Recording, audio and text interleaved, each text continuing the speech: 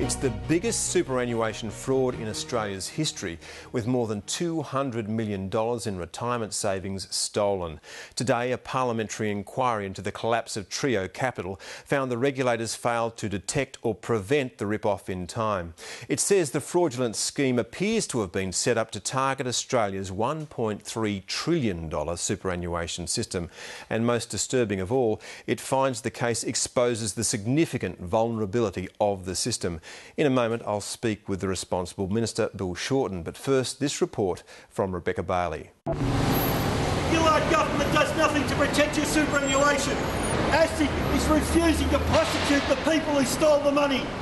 It's been a long wait for answers for the 6,000 victims of Australia's biggest superannuation fraud. They have lost everything. Their life savings, their retirement money. There remains a risk that similar frauds could be perpetrated. Today, a parliamentary inquiry has found that investors in Trio Capital had their superannuation savings stolen. As a matter of urgency, there should be a renewed criminal investigation involving the regulators ASIC and APRA, and as appropriate the Australian Federal Police and even the Australian Crime Commission. The company was very badly run. Corporate governance was at an all-time low, and effectively one of the directors at least was subject to fraudulent conduct and has gone to jail. How many prudential reviews did APRA conduct? There were 5. After nearly a year of hearings, the joint parliamentary inquiry into the collapse of Trio Capital has found that the regulators APRA and ASIC failed to prevent or uncover the fraud in time. I have a vague recollection that was... It was only picked up because an alert industry participant notified the authorities.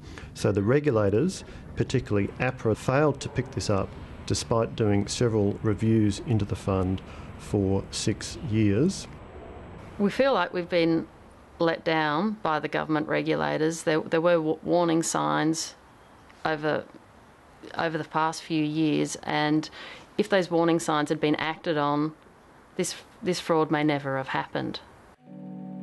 Sally Bailey's parents invested their superannuation in a Trio Capital managed investment scheme called ARP Growth Fund.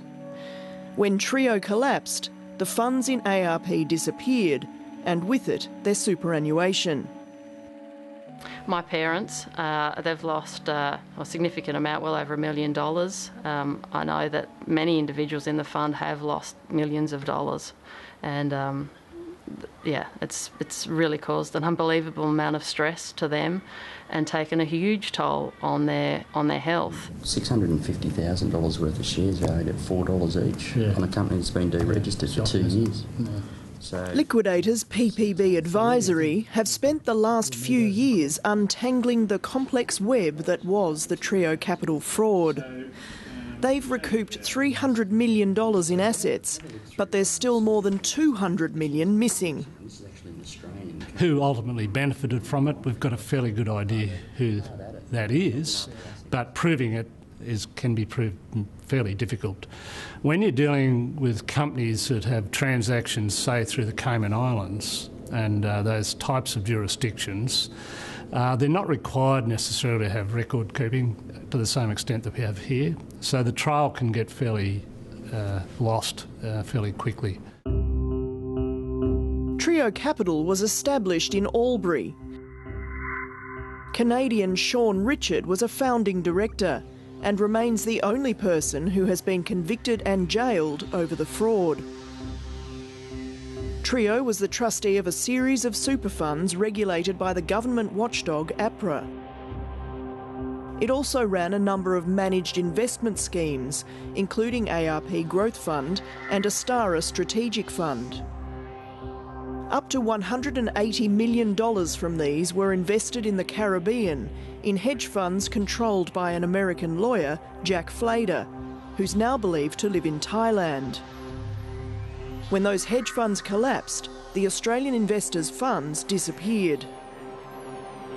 Mr Jack Flader, somebody who has a long record of involvement in securities fraud, should be the subject of continuing investigation here. Is he untouchable though? Well, we won't know the answer to that until we can be satisfied that the Australian regulatory authorities have made every effort to pursue him and others who are suspects of being involved in this fraudulent activity. At this stage, what we clearly can say is that the Australian regulatory authorities have fallen well short of making every effort. Would you be pursuing Jack Flader? Look, we'll be pursuing a number of different parties. I prefer not to name them at the moment because we are pursuing them. And so we'll be looking at other legal avenues through our legal system in order to make recoveries which could become available to our estate here in Australia. Sally Bailey's parents trusted their financial planner of 10 years, Paul Gresham.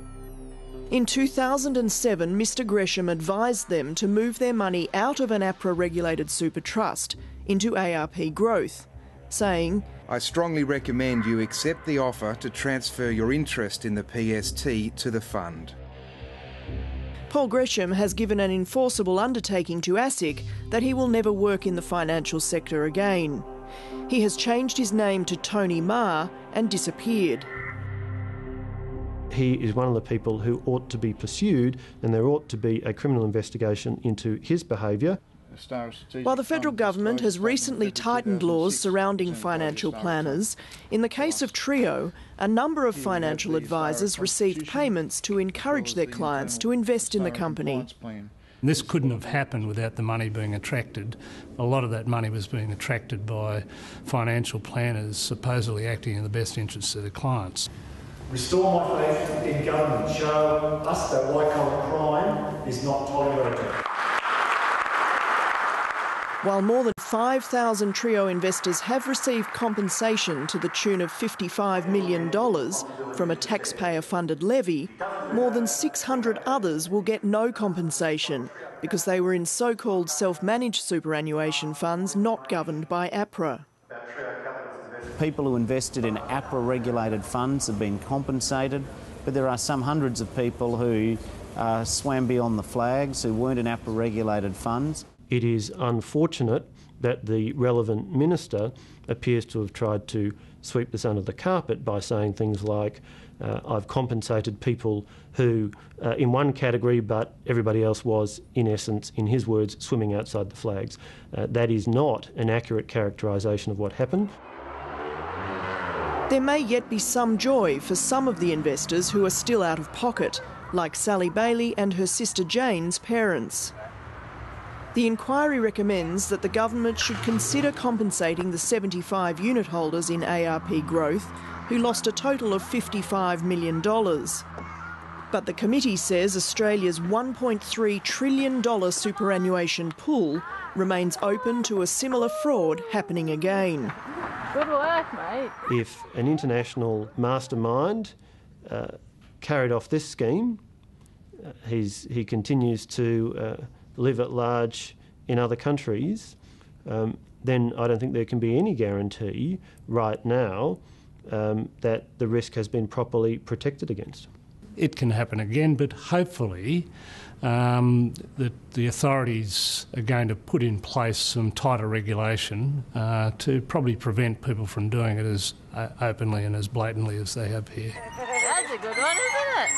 Sally Bailey says that the loss of her parents' life savings has devastated the whole family and destroyed their faith in the superannuation system. Your superannuation is not necessarily safe. The government needs to look at having superannuation safety nets in place so other hard-working Australians don't lose their superannuation like we have. Rebecca Bailey reports.